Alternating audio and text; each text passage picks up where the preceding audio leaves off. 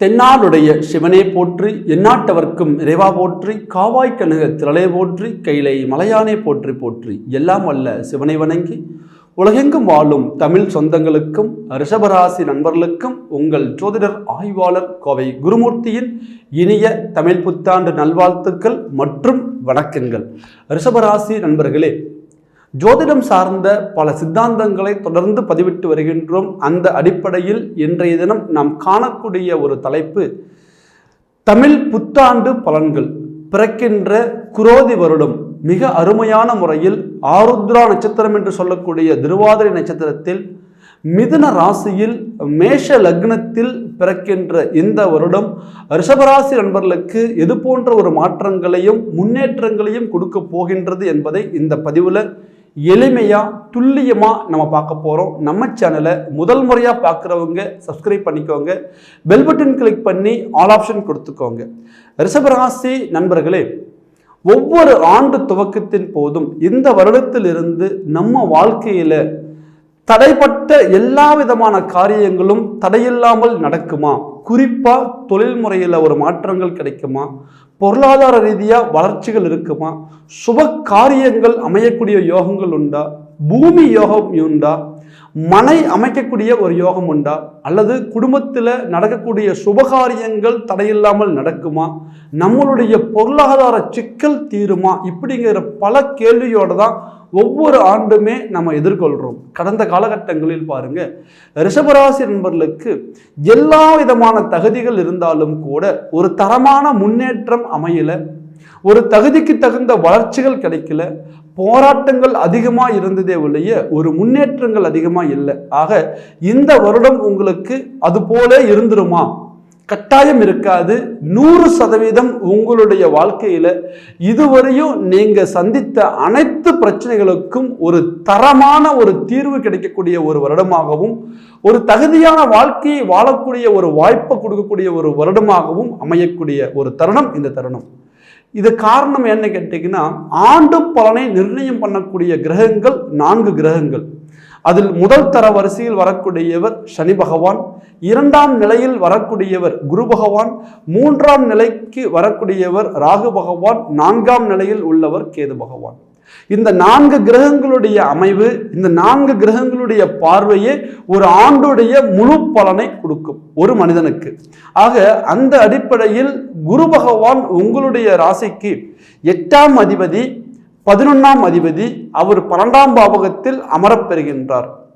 இந்த ஒரு நிலை மே மாதம் 1ஆம் தேதி வரையும் இந்த வருடத்தில் இருக்கின்றது. மே மாதம் 1ஆம் தேதிக்கு மேல் உடல் ஸ்தானம் என்று சொல்லக்கூடிய ஜென்ம ராசிக்கு குரு பகவான் இடம்பெயர்கிறார். அதை தாண்டி சனி பகவான் உங்களுடைய ராசிக்கு 9ஆம் பாவகாதிபதி மற்றும் 10ஆம் பாவகாதிபதி, தர்ம கர்மா அதிபதி என்று சொல்லக்கூடிய சனி பகவான் இந்த வருடம் முழுவதும் 10ஆம் பாவகம் என்று சொல்லக்கூடிய ஜீவனஸ்தானத்தில் அமரப்பெற்று அவர் முழுமையாக உங்களுக்கு பலம் கொடுக்கின்றார். அதை தாண்டி ராகு பகவான் ஒரு மனிதனுடைய வாழ்க்கையில் திடீர் மாற்றங்களையும் நல்ல அதிர்ஷ்டங்களையும் திடீர் பண செல்வங்களையும் கொடுக்கக்கூடிய ராகு பகவான் 11ஆம் பாவகம் என்று சொல்லக்கூடிய லாபஸ்தானத்தில் அமரப்பெற்று வலிமையாக இந்த ஆண்டு முழுவதும் இருக்க போகின்றார். அதை தாண்டி கேது பகவான் தன்னை யாரென்று உணர்த்துபவர், தன்னை சுற்றி உள்ள உறவுகளை யாரென்று உணர்த்துபவர், தனக்கு வரக்கூடிய ஒரு சில தடங்கல்களை கூட தெய்வ ரீதியான வழிபாடுகளுக்கு உருவாக்கி அதன் மூலம் நமக்கு ஒரு பெரிய லெவலில் ஒரு முன்னேற்றங்களை கொடுக்கக்கூடியவர் கேது பகவான். தன்னுடைய சுய சிந்தனைகளை பெரிதும் தூண்டக்கூடியவர், ஞானகாரகன் என்று சொல்லக்கூடியவர் கேது பகவான். அவர் 5ஆம் பாவகத்தில் பூர்வ புண்ணிய ஸ்தானத்தில் அமரப்பெற்று வலிமை சேர்க்கின்றார். இந்த தருணம் உங்களுடைய வாழ்க்கையில எது போன்ற ஒரு மாற்றங்கள் இருக்கும் அப்படிங்கிறத இந்த காணொலியில நம்ம தெளிவா பார்க்கலாம். காணொலியை கடைசி வரையும் ஸ்கிப் பண்ணாம பாருங்க. ரிஷபராசி நண்பர்களே, பொதுவாகவே கலைமுகம் கொண்டவர்கள். எந்த நேரமா இருந்தாலும் நீங்க உங்களுடைய கஷ்டத்தை வெளியில காமிச்சிக்க மாட்டீங்க. மனசுக்குள்ள 1000 வழியோட பயணப்படுவீங்க. ஆனா அது ஃபேஸில் காமிக்க மாட்டீங்க, முகத்துல காமிக்க மாட்டீங்க. நீங்க எப்பவும் எப்படி ஒரே மாதிரி இருக்க முடியுது உங்களால மட்டும் அப்படின்னு நிறைய பேர் உங்களை கேள்வி கேட்டிருப்பாங்க. காரணம் என்ன கேட்டீங்கன்னா, தன்னுடைய ஒரு சின்ன ஒரு வருத்தம் கூட மற்றவங்களை பாதிக்கப்படுத்திடக்கூடாது, தன்னுடைய கஷ்டம் தன்னுடைய போகட்டும்ங்கிற ஒரு பெருந்தன்மையான குணமுடையவர்களே ரிஷபராசி நண்பர்கள். தன்னை சுற்றி உள்ளவங்களும் பாதிக்கக்கூடாது, தன்னை நம்பினவங்களும் பாதிக்கக்கூடாது அப்படி நினைக்கக்கூடியவங்களில் முதல் தரத்தில் வரக்கூடியவர் ரிஷபராசி நண்பர்கள். காரணம் என்ன கேட்டீங்கன்னா, ஒரு குலத்திற்கு தலைவர், அதாவது அசுர குலம் என்று சொல்லக்கூடிய அசுர குரு என்று சொல்லக்கூடியவர் தான் சுக்கிர பகவான். அப்போ அந்த அசுர குலத்துக்கு தலைவனான சுக்கிர பகவானுடைய ராசியில பிறந்தவங்க தான் ரிஷபராசி நண்பர்கள். அதே நேரத்தில் பாருங்க, தனக்கு இல்லாவிட்டாலும் தன்னை நம்பினவங்களுக்கு, தன் கூட உள்ளவங்களுக்கு கஷ்டம்னு வந்துட்டா தன்னுடைய தனம், தன்னுடைய பணம் எதுவாக இருந்தாலும் கூட எடுத்து கஷ்டத்துக்கு உதவி பண்ணக்கூடியவங்க தான் ரிஷபராசி நண்பர்கள். காரணம் என்ன, காலபுருஷனுக்கு 2ஆம் ராசிக்கு வரக்கூடியவர் சுக்கிர பகவான். ஆக உதவி பண்ணக்கூடிய மனப்பக்குவம் உள்ளவர்கள், கொடுத்த வாக்கு காப்பாற்றணுங்கக்கூடிய ஒரு எண்ணம் உடையவர்கள். இப்படி இவ்வளவு ஒரு சிறப்பம்சம் உடைய ரிஷபராசி நண்பர்கள் கடந்த ஒரு 3-4 வருஷமாவே எந்த வருடமாவது நமக்கு நல்லது நடக்குமா, இனியாவது நமக்கு ஒரு வெளிச்சம் பிறக்குமான்னு எதிர்பார்ப்பிலேயே வாழ்க்கை போயிட்டு இருந்தது, ஏமாற்றத்திலேயே போயிட்டு இருந்தது. ஒவ்வொரு காலகட்டத்தில் கோச்சாரப்படி கிரகங்கள் நமக்கு ஒரு வலுபொருந்தி இருந்தாலும் கூட அந்த ஒரு நிலை தனக்கு ஒரு போதுமென்று சொல்லக்கூடிய வளர்ச்சியை கொடுக்கவில்லை. நாம் இன்னைக்கு ஒரு நல்ல தரமான இடத்துல இருக்கக்கூடிய ஒரு வாய்ப்பு கிடைச்சிருச்சு அப்படின்ட்டு பல பேரால் ஒரு முழு திருப்தி அடைய முடியல. எது கிடைச்சாலும் கூட தன்னுடைய பிரச்சனைகளுக்கு தகுந்த மாதிரி இல்லை, ஏதோ ஒன்று கிடைச்சது, ஓரளவுக்கு வாழ்க்கை போயிட்டு இருக்குது அப்படிங்கக்கூடிய ஒரு அரை வாழ்க்கை தான் வாழ முடிஞ்சதே தவிர ஒரு முழு வாழ்க்கை என்று சொல்லக்கூடிய முழு திருப்தியான வாழ்க்கைக்கு வளர முடியல. அடிப்படை காரணம் என்னன்னு பார்க்கும்போது, 7ஆம் பாவகத்தில் கேது அமர்ந்து ஜென்மத்தில் ராகு பகவான் நீச்சம் பெற்று அமர்ந்த நாள் முதலே தன்னுடைய சுய முயற்சிகள் பலகீனம், தன்னுடைய குடும்ப ரீதியாக நமக்கு சப்போர்ட் இல்லை, தன்னை நம்பினவங்க நம்மளை ஏமாத்திட்டாங்க, நம்மளை சுற்றி உள்ளவங்க நமக்கு துரோகிகளாக மாறிட்டாங்க, நிறைய மன உளைச்சலுக்கு ஆளாகி இன்னைய வரையுமே ஒரு சில கஷ்டத்திலிருந்து நம்ம வெளியில வர வாய்ப்பே கிடைக்கல அப்படிங்கக்கூடிய ஒரு நிலையில தான் இருக்கிறீங்க. ஒரு பக்கம் குடும்ப ரீதியான பாதிப்பு, மறுபக்கம் தொழில் ரீதியான பிரச்சனைகள். தொடர்ந்து முயற்சி பண்ணோம், ஆனால் தொழில் முறையில் இன்னைக்கு ஒரு 0வில் தான் இருக்கிறோமே தவிர ஒரு 0ல இருந்து அடுத்த ஸ்டெப்புக்கு மேலே போக முடியல. எவ்வளவு உழைச்சாலும் கூட உழைப்புக்கேற்ற ஊதியம் இல்லை, அதே நேரத்தில் திறமைக்கு தகுந்த வளர்ச்சி இல்லை. ஏதோ ஒரு இடத்துல நம்ம ஸ்ட்ரக்காய் நிற்கிறோங்கிறது மட்டும் தெளிவாக தெரியுது. அது ஏன் எதனாலும் இதுவரை கணிக்கவே முடியல. கவலைகள் வேண்டாம். பலவிதமான போராட்டங்களை போராடிய ராசியாகிய ரிஷபராசி நண்பர்களுக்கு இந்த வருடம் உங்களுக்கு வாழ்க்கையில் பலவிதமான ஒரு மாற்றங்களையும் ஒரு முன்னேற்றங்களையும் கொடுக்கக்கூடிய ஒரு ஆண்டாக இருக்கின்றது. அடிப்படை காரணம், தர்ம கர்மா அதிபதி என்று சொல்லக்கூடிய பிரதான கிரகமாகிய 2.5 ஆண்டுகளுக்கு ஒரு முறையே தனது பயிற்சியை நடத்தக்கூடிய சனி பகவான் வலுத்து உள்ள நிலை. தொழில் ஸ்தானத்தில் மிகப்பெரிய ஒரு வளர்ச்சியை கொண்டு வருவீங்க. தொழில் ரீதியாக பலவிதமான ஒரு முடிவுகளை நீங்கள் இப்போ எடுப்பீங்க. உங்களுடைய தொழில் எந்த வகையில் பாதிக்கப்பட்டதுன்னு கண்டுபிடிப்பீங்க. அதிலிருந்து நீங்கள் படிப்படியாக உங்களுடைய ஒரு வளர்ச்சிகளை நீங்கள் கொண்டு வந்துடுவீங்க. ஒரு இடத்துல பிரச்சனை எங்கன்னு நம்ம கண்டுபிடிச்சிட்டாலே அதுக்கான தீர்வு கண்டுபிடிக்கிறது ஈஸி. ஆனால் நிறைய நண்பர்கள் பாருங்க, கடந்த காலகட்டங்களில் எதனால நம்ம தோத்து போறோம், ஏன் நம்ம தோத்து போறோம் அப்படிங்கிறது நமக்கு தெரியாமையே இருந்திருக்கும். மறைமுக பாதிப்பு, 3ஆம் நபர்களால் வந்த சதி, அதே நேரத்தில் பார்ட்னர்களுக்குள்ள உள்ள ஒரு குழப்பங்கள், தன்னை சுற்றி உள்ளவங்க செய்த ஒரு சூழ்ச்சிகள், இதனாலேயே நான் பாதிக்கப்பட்டுட்டேங்க அப்படிங்கக்கூடிய ஒரு நிலை. அதே போல தொழில் அமையும் போது பணம் கையில் இல்லை, பணம் அமையும் போது ப்ராப்பராக நமக்கு அங்கே தொழில் கை கொடுக்கல. இது ரெண்டும் சரியாக இருக்கும்போது நம்ம கூட இருக்கிறவங்க நமக்கு சப்போர்ட்டிவாக இல்லை. இப்படிங்கக்கூடிய நிலையில் தொழில் ரீதியாக பலவிதமான சரிவுகளை சந்தித்து அதன் மூலம் இன்னைக்கு கடன் பட்டு, வாங்காத இடத்துலையும் கடன் வாங்கி, கேட்காத இடத்துல கடன் கேட்டு இன்னைக்கு தன்னுடைய ஒரு சுய மரியாதை கூட இழந்து நிற்கக்கூடிய ஒரு நிலையில நிறைய ரிஷபராசி நண்பர்கள் இருக்கிறீங்க.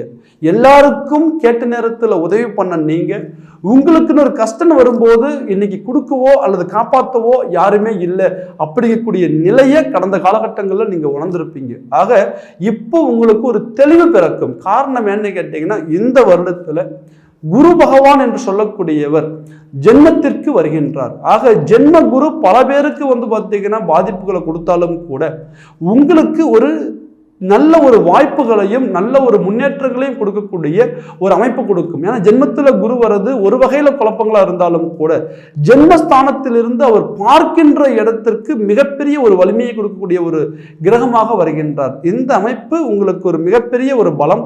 அதை தாண்டி சனி பகவான் தொழில்ஸ்தானாதிபதி வலுப்பெறுகின்றார். ஆக இந்த இரண்டு அமைப்புகளுமே உங்களுக்கு ஒரு மிகப்பெரிய ஒரு மாற்றத்தை தொழில் ரீதியாக கொடுத்து, யார் முன்னாடி நீங்க அவமானப்பட்டீங்களோ, யார் முன்னாடி நீங்க பொருளாதாரத்துல இறங்கி போனீங்களோ, அல்லது நீங்க ஒரு தாழ்ந்த நிலைக்கு உருவானீங்களோ, அவமானப்பட்டீங்களோ, அவங்க முன்னாடி நீங்க ஜெயிச்சு காமிக்கக்கூடிய ஒரு வாய்ப்புகளை உருவாக்கும். தொழில் ரீதியாக நல்ல மாற்றங்களை கொடுக்கும். உங்களுக்கு அடுத்தடுத்து உங்களுடைய வளர்ச்சிகள் மேன்மை அடையும். அதே போல வேலை வாய்ப்புகள், திறமை இருந்தும் தகுதி இருந்தும் எவ்வளவு போராடியும் கூட தனக்கான உத்தியோகம் தனக்கு அமையல அப்படிங்கக்கூடியவங்களுக்கு இந்த காலகட்டம் சனி பகவானுடைய வலுப்பெற்ற நிலையால் இந்த வருடம் உங்களுக்கு ஒரு நிரந்தர வேலை வாய்ப்புகள் அமையும். நிறைய நாள் நாங்கள் கான்ட்ராக்ட் பேஸாக நாங்கள் வேலை செஞ்சுட்டு இருக்கிறோங்க, எங்களுக்கான உத்தியோகம் எங்களுக்கு உறுதிப்படவில்லை, அந்த கான்ட்ராக்ட் பேஸில் இருக்கிறவங்களுக்கு ஒரு பர்மனெண்ட் பார்த்தீங்கன்னா நமக்கு கிடைக்கல அப்படி நினைக்கக்கூடியவங்களுக்கு நிரந்தர வேலை வாய்ப்பு அப்படிங்கிறது பார்த்தீங்கன்னா உறுதியாகும். அதை தாண்டி இந்த நேரத்தில் உத்தியோகத்தில் உள்ளவங்களுக்கு நிறைய ஒரு பெரிய லெவலில் ஒரு மன உளைச்சல், தொடர்ந்து பார்த்தீங்கன்னா நம்ம உழைச்சோம், நல்ல திறமையாக நம்ம பார்த்தீங்கன்னா பாடுபட்டோம், ஆனால் இருந்தாலும் தன்னுடைய முதலாளி கிட்ட தனக்கு ஒரு நல்ல பேர் இல்லை, அல்லது கூட இருக்கிறவங்க நமக்கு பார்த்தீங்கன்னா ஒத்துழைப்பு இல்லை, யாரோ ஒருத்தர் செய்யக்கூடிய ஒரு சதியால் நம்ம ஒரு கெட்ட பேர் வாங்கி கைகட்டி தலகுனிய சூழ்நிலை உருவாச்சு. அந்த ஒரு மன உளைச்சல்கள் இந்த வருடம் உங்களுக்கு தீரும். அதை தாண்டி பதவிகளில் முன்னேற்றம், 10ஆம் பாவகத்தில் உங்களுக்கு சனி பகவான் வலுத்தும் 11ஆம் பாவகாதிபதி ஜென்மத்திற்கு வரக்கூடிய இந்த தருணத்தில் பதவி உயர்வுகள் பலம் பெறும். நிறைய அரசு பணியாளர்கள் ஒரு திறமை இருந்தும் கூட அந்த திறமைக்கு தகுந்த வளர்ச்சிகள் இல்லை நினைக்கக்கூடியவங்களுக்கு இந்த ஒரு ஆண்டு ஒரு அற்புதமான முறையில் பதவி உயர்வுகளை கொடுக்கும். உங்களுடைய தகுதிக்கு தகுந்த ஒரு முன்னேற்றத்தை கொடுக்கும். தொழில் ரீதியாக இருந்த ஒரு சில தடங்களை நிவர்த்தி பண்ணும். தேவையில்லாத அந்த மெமோ அல்லது பனிஷ்மெண்ட்டுக்காக சஸ்பெண்ட் பண்ணது, அல்லது தேவையில்லாத ஒரு கெட்ட பேர் வாங்கினது, ஏதோ ஒரு சூழ்நிலையில் அந்த உத்தியோக ரீதியாக நாங்கள் விலகி நிற்கக்கூடிய ஒரு வாய்ப்புகள் கிடைச்சிருச்சு, எங்களுக்கு அந்த பிரச்சனைக்கு சம்மந்தமே இல்லை, ஆனால் இன்னைக்கு நாங்கள் பாதிக்கப்பட்டு நிற்கிறோம் அப்படிங்கக்கூடியவங்களுக்கு அந்த வேலை ரீதியாக இருக்கக்கூடிய பிரச்சனைகள் சரியாகும், உங்களுக்கான ஒரு உயர்வு கிடைக்கும். அதே போல ஊதிய உயர்வு பெறும். 11ஆம் பாவகம் என்று சொல்லக்கூடிய லாபஸ்தானத்தில் ராகு பகவான் அமர்ந்திருக்கக்கூடிய இந்த நிலையில் தன்னுடைய சேலரி இன்க்ரிமெண்ட் ஆகக்கூடிய ஒரு வாய்ப்புகள் உண்டு. நிறைய பேருக்கு பாருங்க, திறமை இருந்தும் நல்ல சம்பளம் வாங்கக்கூடிய தகுதி இருந்தும் ஏதோ ஒரு காரணத்தினால அந்த ப்ரமோஷனோ அல்லது அந்த ஊதிய உயர்வோ கிடைக்காம இருந்திருக்கும். கட்டாயம் இந்த நேரத்தில் ஊதிய உயர்வுகள் பலம் பெறும்.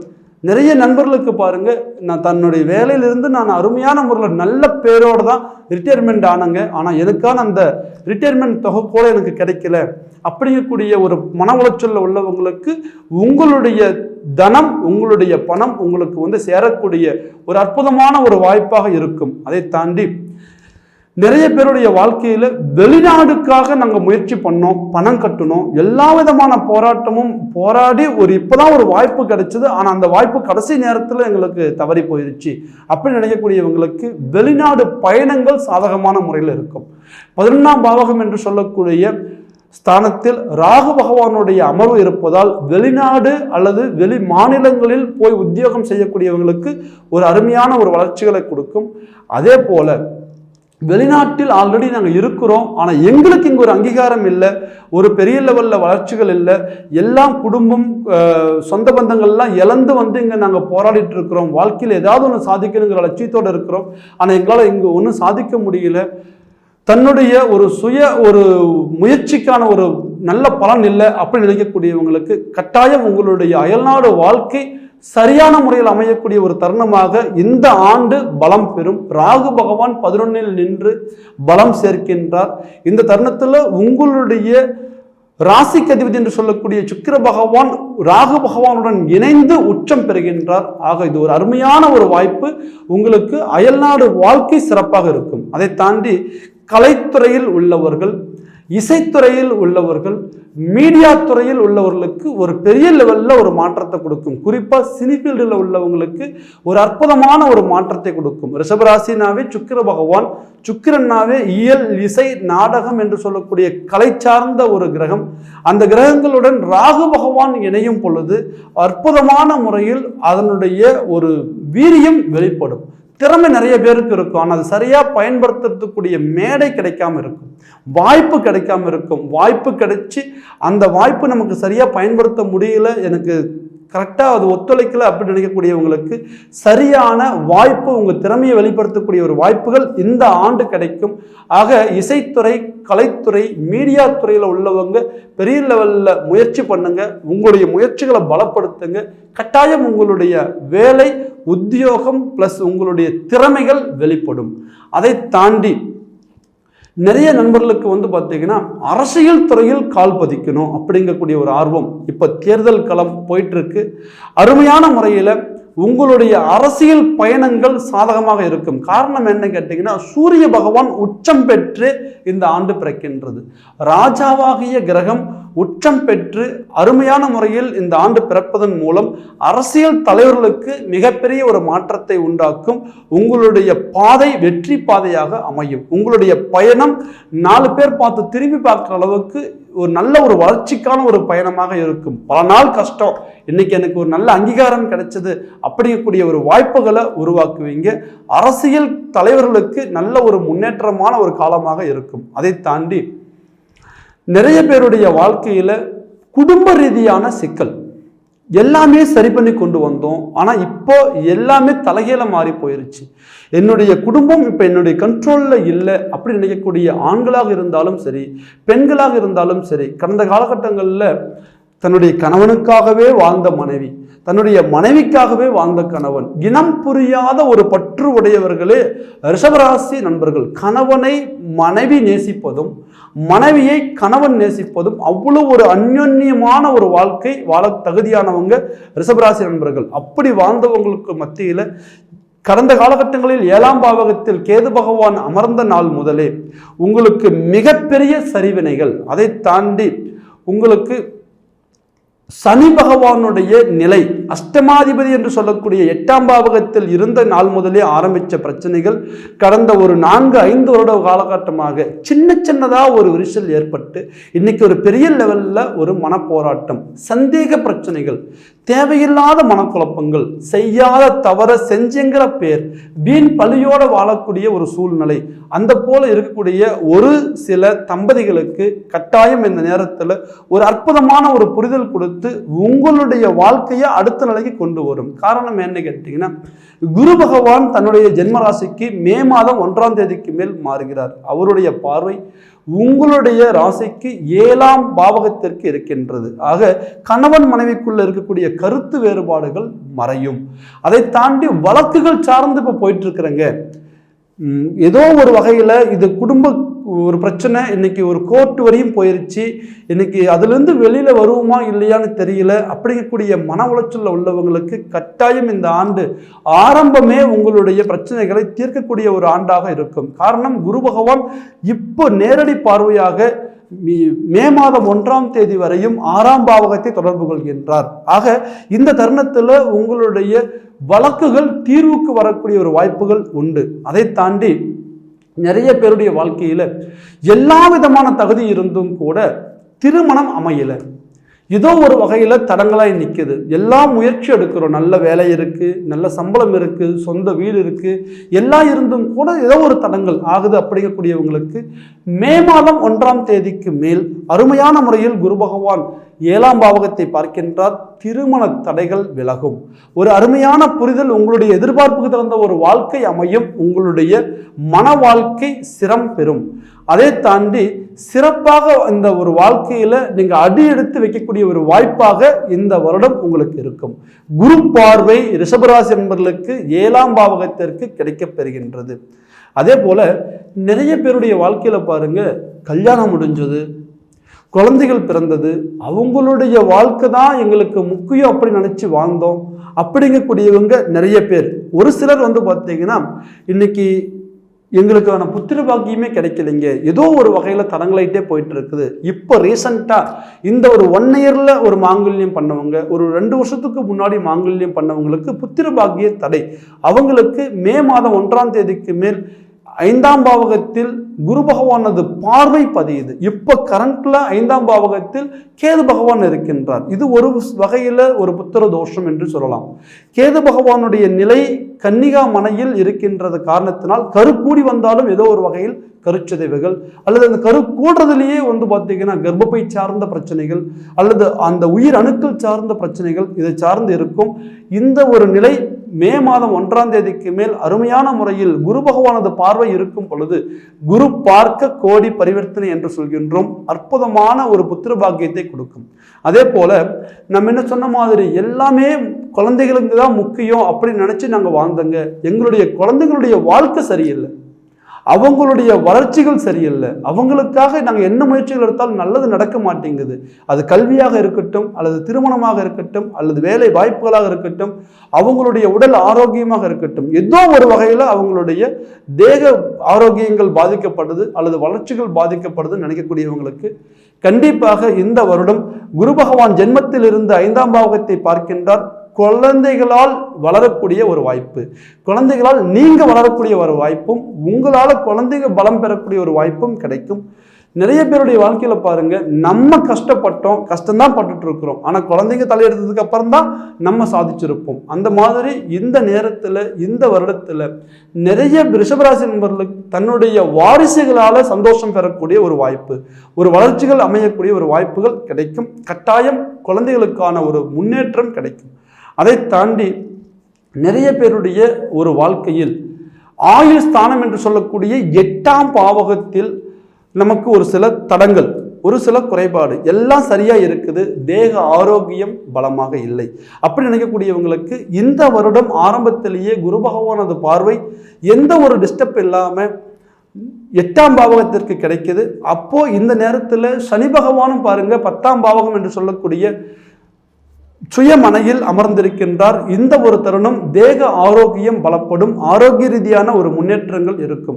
தேவையில்லாத கண்டங்கள், தேவையில்லாத விபத்துக்கள், திடீர்னு வந்த நோய்கள், அதனால வந்த ஒரு சில விரயங்கள் எல்லாமே நோய்க்காக மருத்துவ செலவு பண்ணியே நாங்கள் இன்னைக்கு கடன் போட்டு நிற்கக்கூடிய ஒரு சூழ்நிலை இருக்கு.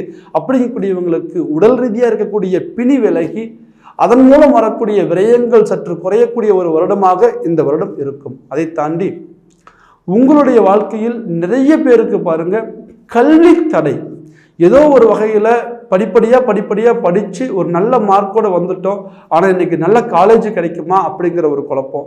அதை தாண்டி தன்னுடைய ஒரு படிப்பு நல்ல முறையில் கொண்டு வந்துருமா அப்படிங்கக்கூடிய ஒரு குழப்பத்தில் இருக்கக்கூடிய ரிஷபராசியில் பிறந்த ஆரம்ப நிலை கல்வியில் உள்ளவங்களுக்கு ஒரு தரமான முறையில் ஒரு படிப்பு அமையக்கூடிய ஒரு வருடமாக இந்த வருடம் இருக்கும். ஏன்னால் உங்களுடைய ராசிக்கு ஒரு அற்புதமான முறையில் குரு பகவான் வருகின்றார். அப்போ நல்ல புத்திசாலித்தனம், தெளிவான சிந்தனை அல்லது அடுத்த கட்ட முயற்சிகள் நமக்கு பலம் பெறக்கூடிய ஒரு வாய்ப்பு கிடைக்கும். அதை தாண்டி பூர்வீக ரீதியான சிக்கல்கள் தீரும். சொத்துக்கள் பிரச்சனை, மண்மனை பிரச்சனை, எங்களுக்கு எதுவுமே அமைய மாட்டேங்குது, எங்கள் அப்பா வழி சொத்துக்கள் வரல, தாத்தா வழி சொத்துக்கள் வரல, அதை சார்ந்து வழக்குகள் போயிட்டு இருக்கு அப்படிங்கக்கூடியவங்களுக்கு கண்டிப்பாக இந்த வருடம் உங்களுடைய பிரச்சனைகள் தீரும், வழக்குகள் தீரும், சொத்துக்கள் தகப்பன் வழி சொத்துக்கள் அல்லது தாத்தா பாட்டி வகையில் இருக்கக்கூடிய சொத்துக்கள் கைக்கு சேரும். பூர்வ புண்ணிய ரீதியான சொத்துக்கள் கைக்கு சேரும். அதை தாண்டி குலதெய்வமே என்னன்னு தெரியல, எல்லா கஷ்டத்துல இருந்தும் கூட நம்ம தெய்வத்து கோயிலுக்காவது போய் ஒரு ஆறுதல் அடைச்சிக்கலாம் அப்படின்னா அந்த தெய்வத்து கோயிலுக்கு போக முடியல அல்லது தெய்வமே எங்களுக்கு என்னன்னு தெரியல அப்படி நினைக்கக்கூடியவங்களுக்கு கேது பகவான் 5ஆம் பாவகத்தில் சம்பந்தப்படுவதால் கட்டாயம் உங்களுக்கு குலதெய்வ ரீதியான அனுகிரகம் கிடைக்கும். முடிஞ்சா இந்த வருஷம் சித்ரா பௌர்ணமி அன்னைக்கு கண்டிப்பாக உங்களுடைய குலதெய்வத்து கோயிலுக்கு போயிட்டு வாங்க, அல்லது சித்திரை மாதம் முடிவுக்குள்ள இந்த வருடத்துடைய ஆரம்ப மாதத்தில் குலதெய்வத்து கோயிலுக்கு போயிட்டு வாங்க. நிறைய மாற்றங்கள் நீங்கள் பார்ப்பீங்க. அதே போல ரிஷபராசி நண்பர்களுக்கு மிகப்பெரிய ஒரு மாற்றத்தையும் ஒரு முன்னேற்றத்தையும் கொடுக்கக்கூடிய வருடமாக இந்த வருடத்தை கணிக்கின்றோம். இந்த வருடத்திலிருந்து படிப்படியான வளர்ச்சிகள் உங்களுக்கு முன்னேற்ற நிலைக்கு வரும்.